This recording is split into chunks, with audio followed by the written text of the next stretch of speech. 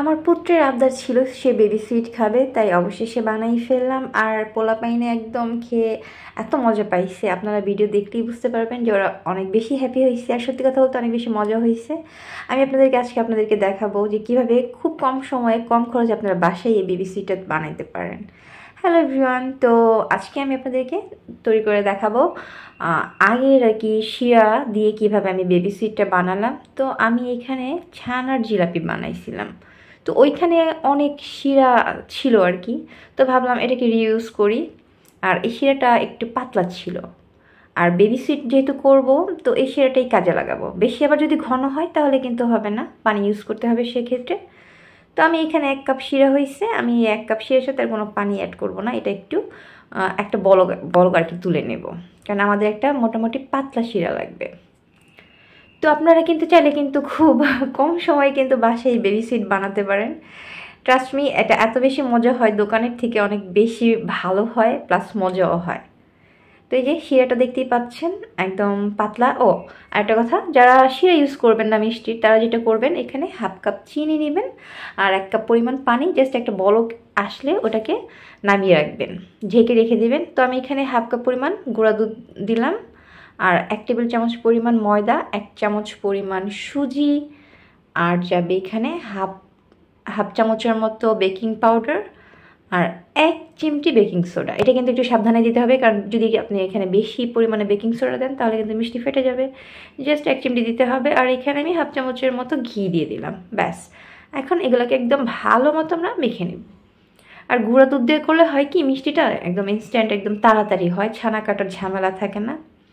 তো এটা মাখাইতে যেটা লাগবে, পানি দিব না, এখানে আমি দুধ দিয়ে ইউজ করব। আর দুধটা কিন্তু অবশ্যই নর্মাল তাপমাত্রার হতে হবে, ফ্রিজের ঠান্ডা হলে কিন্তু হবে না। আর আমাদের ডোটা হবে ঠিক এইরকম, অনেকটা আঠা আঠা টাইপের। তো শেষ মাখানো এখন হাতটা আমি ধুয়ে আসবো ভালো মতো কচলাইয়া, তারপরে এটাকে আমরা এখন ছোট্ট ছোট্ট বল বানাই নেব। যেহেতু বেবি সুইট, সো এটা তো একটু বেবি বানাতে হবে, বেবি তাই তো আমি ছোট ছোট করে বানাই নিতেছি। আর যেহেতু 1/2 কাপ দিয়ে বানাবো, বেশি হবে না। বাট আপনারা যারা বেশি করে বানাতে চান, আমি যেভাবে যতগুলো উপকরণ নিয়েছি সেগুলো একটু সবগুলো ডাবল করে নেবেন। আর এই যে আমার পুত্র অলরেডি চলে আসছে, সে এখন বানাবে। আর ও যদি কোনো আমার কাজে হেল্প করতে চায়, আমি কিন্তু কখনো মানা করি না, ও যাই পারুক না কেন, মাশাআল্লাহ আমি তোকে বানাইতে দিই। আর তার আবার এসব কাজে খুব আগ্রহ, সে ছেলে হলে কি হবে। তেমন সবগুলো বানানো শেষ।